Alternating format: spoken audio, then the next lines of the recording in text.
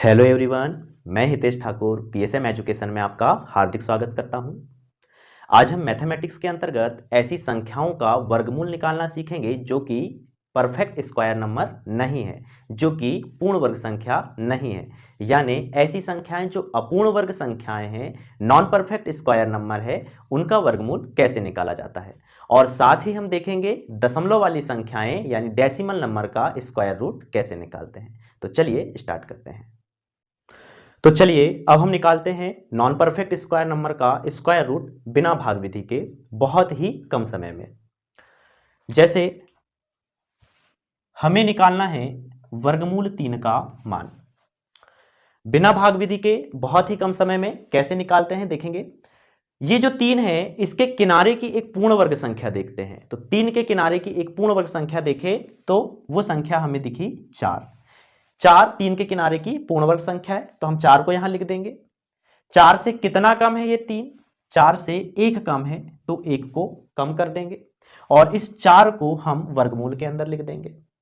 वर्गमूल 4 का मान होता है 2 और 2 में से यहां पर -1 लिखा है तो 1 लिख देंगे और 1 के नीचे इस 2 का दोगुना लिख देना है यानी 4 लिख देना है और इसे हल कर लेंगे।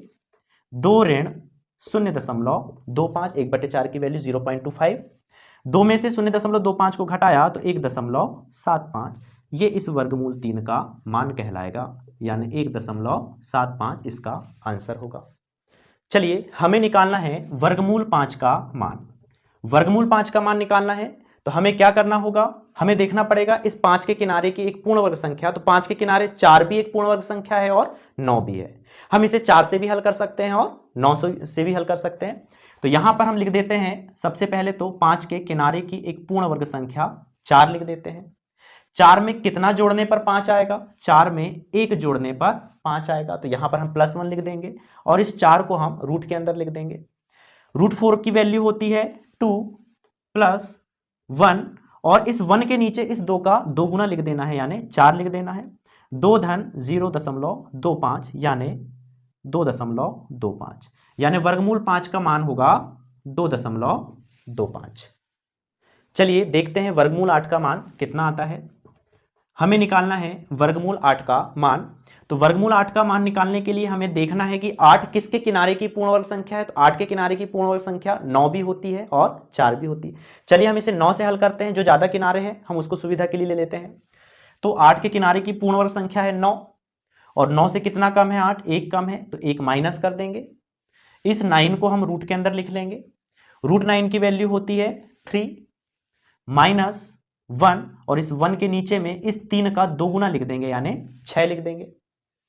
देखते हैं हल करके कितना होता है। 6 तिया 18, 18 में से 1 गया तो 17, 17/6, 17/6, 6 का भाग लगाया, 6 दूनी 12, बच गया 5, हो गया 50, 6 6 36, 6 7 42, 6 8 48, बच गया 2, हो गया 20, 6 तिया 18। इस तरीके से वर्गमूल 8 की वैल्यू हो जाएगी 2.83। ये इसका आंसर होगा। तो चलिए हमें निकालना है वर्गमूल 10 का मान। वर्गमूल 10 का मान निकालने के लिए देखते हैं कि वर्गमूल 10 के किनारे यानी 10 के किनारे कौन सी संख्या पूर्ण वर्ग है। तो 10 के किनारे की पूर्ण वर्ग संख्या जो होती है वो होती है 9। तो 10 के किनारे की पूर्ण वर्ग संख्या को हमने लिख दिया 9। 9 में कितना जोड़ने पर 10 आएगा? 9 में 1 जोड़ने पर 10 आएगा। इस 9 को हम रूट के अंदर लिखेंगे और इसकी वैल्यू होती है 3 + 1। 1 के अपॉन में इस 3 का दोगुना लिख देंगे, 6 लिख देंगे। 6 तिया 18, 18 और 1 19, 19/6 करेंगे। 19/6 करेंगे तो हो जाएगा 6 तिया 18, बच गया 1, हो गया 10, 6 एकम 6, बच गया 4, हो गया 40, 6 6 36। तो वर्गमूल 10 का मान होगा 3.16। चलिए हमें निकालना है वर्गमूल 15 का मान कितना होगा। तो वर्गमूल 15 का मान निकालने के लिए हम सबसे पहले देखेंगे कि 15 के किनारे की पूर्ण वर्ग संख्या क्या है। 15 के किनारे की पूर्ण वर्ग संख्या है 16। तो हमें यहां पर 16 को लिख देना है। 16 में से कितना घटाने पे 15 आएगा? 16 में से 1 घटाने पे 15 आएगा। तो हमने यहां लिख दिया 16 ऋण 1। 16 के ऊपर हम लगा देंगे स्क्वायर रूट और वर्गमूल 16 का मान होता है 4 ऋण 1 जैसे का वैसा और 1 के नीचे इस 4 का हमें दोगुना लिख देना है यानी 8 लिख देना है। और हल कर लेंगे इसको। 8 चौके 32, 32 में से 1 गया तो 31, 31/8 की वैल्यू कितनी होती है देखते हैं। 8 एकम 8, 8 दूनी 16, 8 तिया 24, बच गया 7, दशमलव लगा के हो गया 70, 8 अठैया 64, बच गया 6, हो गया 60, 8 साती 56।